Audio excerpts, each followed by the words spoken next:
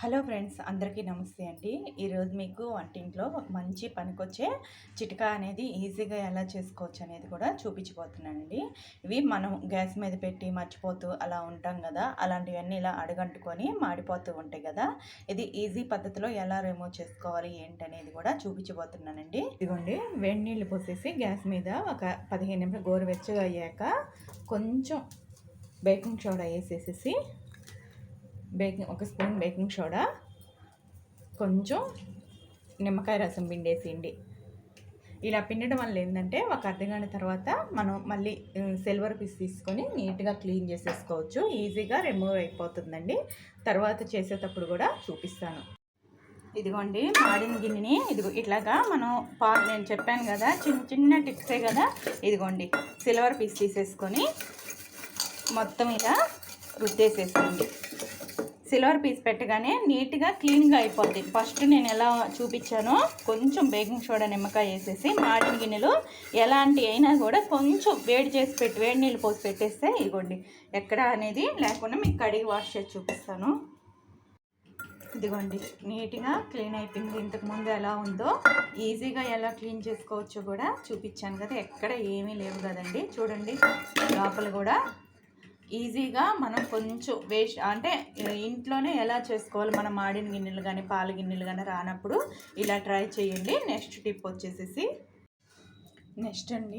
వచ్చేసేసి ఇదిగోండి, మనం ఏమన్నా పప్పులు, దోశకి కానీ ఇడ్లీకి కానీ వాటర్ అనేది నానేస్తాం కదా, ఆ వాటర్ అనేది పడేయకుండా మొక్కలకి యూస్ఫుల్గా పనికొస్తాయని చెప్తున్నాను.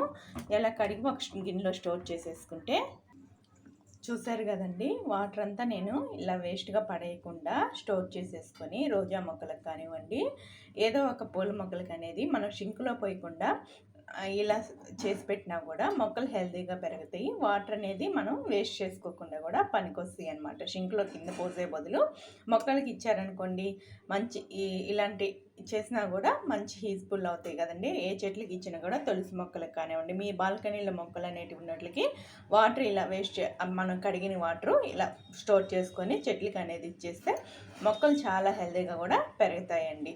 నెక్స్ట్ టిప్ వచ్చేసండి, ఇది వచ్చేసేసి పాల మేగడండి.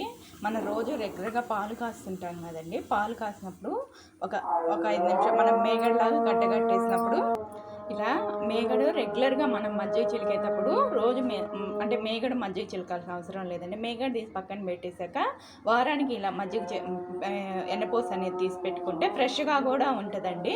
రెగ్యులర్గా ఎన్నపోసి తీసుకునే దానికన్నా కూడా వారానికి ఒక తడి ఎన్నపోసి తీసుకొని 2 వారాలకు కరగబెట్టేసుకున్నా కూడా మంచి వాసన వస్తూ, ఎలా అంటే మనం రోజు రెగ్యులర్గా చేపెట్టకుండా ఇలా చేసుకుంటే కూడా మంచి యూజ్ఫుల్, పని కూడా చాలా ఈజీ అయిపోతుందండి.